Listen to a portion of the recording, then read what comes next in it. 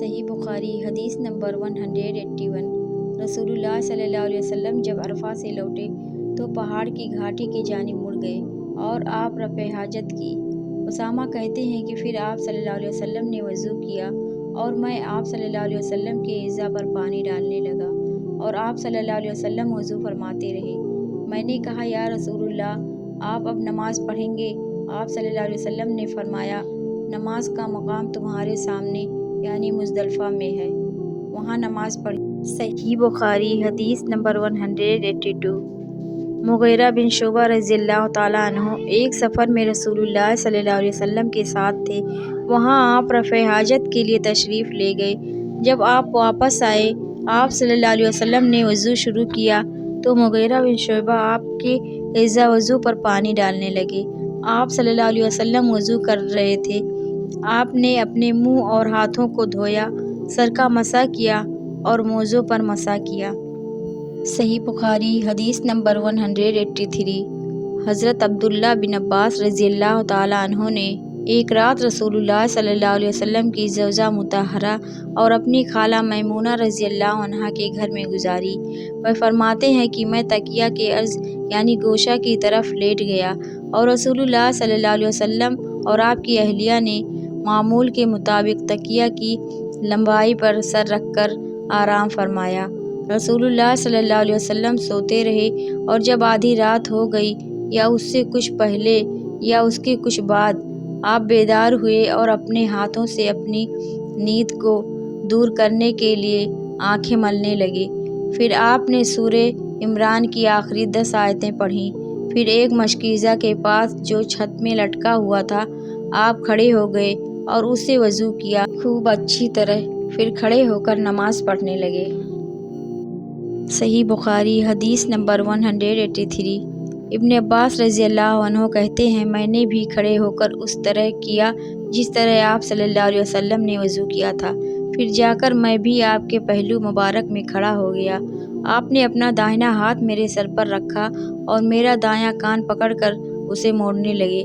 پھر آپ نے 2 رکعتیں پڑھیں، اس کے بعد پھر 2 رکعتیں پڑھیں، پھر 2 رکعتیں پڑھیں، پھر 2 رکعتیں، پھر 2 رکعتیں، پھر 2 رکعتیں پڑھ کر اس کے بعد آپ صلی اللہ علیہ وسلم نے وتر پڑھا اور لیٹ گئے۔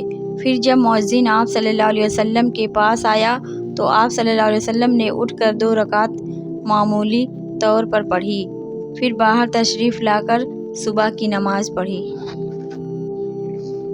اسماء بنت ابی بکر کہتی ہیں کہ میں نے رسول اللہ صلی اللہ علیہ وسلم کی زوجہ محترمہ عائشہ رضی اللہ عنہا کے پاس ایسے وقت آئی جبکہ سورج کو گہن لگ رہا تھا اور لوگ کھڑے ہو کر نماز پڑھ رہے تھے۔ کیا دیکھتی ہوں وہ بھی کھڑے ہو کر نماز پڑھ رہی ہیں۔ میں نے کہا کہ لوگوں کو کیا ہو گیا ہے؟ تو انہوں نے اپنے ہاتھ سے آسمان کی طرف اشارہ کر کے کہا سبحان اللہ۔ میں نے کہا کیا یہ کوئی خاص نشانی ہے؟ تو انہوں نے اشارے سے کہا کہ ہاں، تو میں بھی آپ کے ساتھ نماز کے لیے کھڑی ہو گئی۔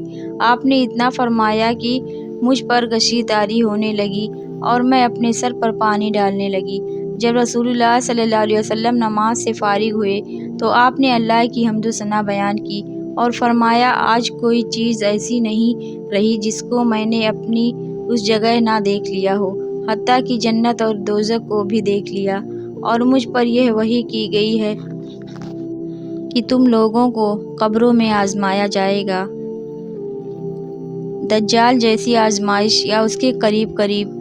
راوی کا بیان ہے کہ میں نہیں جانتی کہ اسماء نے کون سا لفظ کہا۔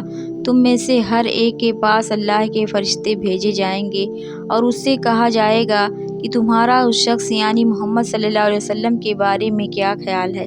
پھر اسماء نے لفظ ایماندار کہا یا یقین رکھنے والا کہا، مجھے یاد نہیں۔ بہرحال وہ شخص کہے گا کہ محمد صلی اللہ علیہ وسلم اللہ کے سچے رسول ہیں، وہ ہمارے پاس نشانیاں اور ہدایت کی روشنی لے کر آئے، ہم نے اسے قبول کیا، ایمان لائے اور آپ کا اتباع کیا۔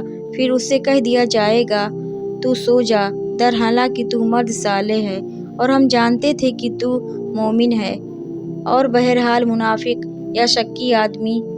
اسماء نے کون سا لفظ کہا مجھے یاد نہیں۔ جب اس سے پوچھا جائے گا کہے گا کہ میں کچھ نہیں جانتا، میں نے لوگوں کو جو کہتے سنا وہی میں نے بھی کہہ دیا۔ صحیح بخاری حدیث نمبر 184۔ ایک آدمی نے عبداللہ بن زید سے پوچھا کہ کیا آپ مجھے دکھا سکتے ہیں کہ رسول اللہ صلی اللہ علیہ وسلم نے کس طرح وضو کیا ہے؟ عبداللہ بن زید رضی اللہ عنہ نے کہا کہ ہاں۔ پھر انہوں نے پانی کا برتن منگوایا، پہلے پانی اپنے ہاتھوں پر ڈالا اور 2 مرتبہ ہاتھ دھوئے، پھر 3 مرتبہ کلی کی، 3 بار ناک صاف کی، پھر 3 دفعہ اپنا چہرہ دھویا، پھر کوہنیوں تک اپنے دونوں ہاتھ دو مرتبہ دھوئے، پھر اپنے دونوں ہاتھوں سے اپنے سر کا مسح کیا، اس طور پر اپنے ہاتھ پہلے آگے لائے پھر پیچھے لے گئے، مسح سر کے ابتدائی حصے سے شروع کیا، پھر دونوں ہاتھ گدی تک لے جا کر وہیں واپس لائے جہاں سے مسح شروع کیا تھا، پھر اپنے پیر دھوئے۔ صحیح بخاری حدیث نمبر 185۔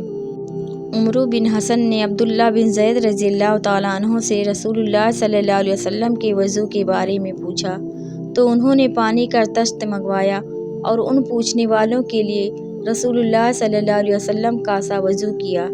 پہلے طشت سے اپنے ہاتھوں پر پانی گرایا، پھر 3 بار ہاتھ دھوئے، پھر اپنا ہاتھ طشت میں ڈالا اور پانی لیا، پھر کلی کی، ناک میں پانی ڈالا، ناک صاف کی 3 چلوؤں سے، پھر اپنا ہاتھ طشت میں ڈالا اور 3 مرتبہ منہ دھویا، پھر اپنے دونوں ہاتھ کوہنیوں تک 2 بار دھوئے، پھر اپنا ہاتھ طشت میں ڈالا اور سر کا مسح کیا، پہلے آگے لائے پھر پیچھے لے گئے، اب ایک بار پھر ٹخنوں تک اپنے دونوں پاؤں دھوئے۔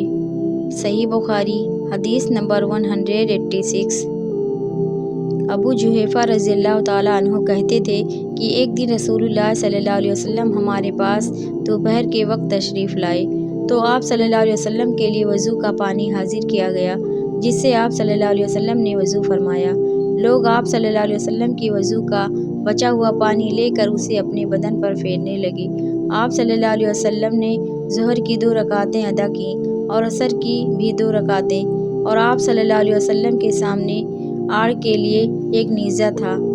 صحیح بخاری حدیث نمبر 187۔ نبی اکرم صلی اللہ علیہ وسلم نے ایک پیالہ منگوایا جس میں پانی تھا، اس سے آپ صلی اللہ علیہ وسلم نے اپنے ہاتھ دھوئے اور اسی پیالہ میں منہ دھویا اور اس میں کلی فرمائی، پھر فرمایا تو تم لوگ اس کو پی لو اور اپنے چہروں اور سینوں پر ڈال لو۔ صحیح بخاری حدیث نمبر 188۔ صاحب بن یزید کہتے تھے کہ میری خالہ مجھے نبی کریم صلی اللہ علیہ وسلم کی خدمت میں لے گئی اور عرض کیا کہ یا رسول اللہ، میرا یہ بھانجا بیمار ہے۔ آپ صلی اللہ علیہ وسلم نے میرے سر پر اپنا ہاتھ پھیرا اور میرے لیے برکت کی دعا فرمائی، پھر آپ صلی اللہ علیہ وسلم نے وضو کیا اور میں نے آپ صلی اللہ علیہ وسلم کے وضو کا بچا ہوا پانی پیا، پھر میں آپ صلی اللہ علیہ وسلم کی کمر کے پیچھے کھڑا ہو گیا اور میں نے مہر نبوت دیکھی جو آپ صلی اللہ علیہ وسلم کے ہونٹوں کے درمیان ایسی تھی جیسے چھپر کھٹ کی گھنڈی یا کبوتر کا انڈا۔ صحیح بخاری حدیث نمبر 190۔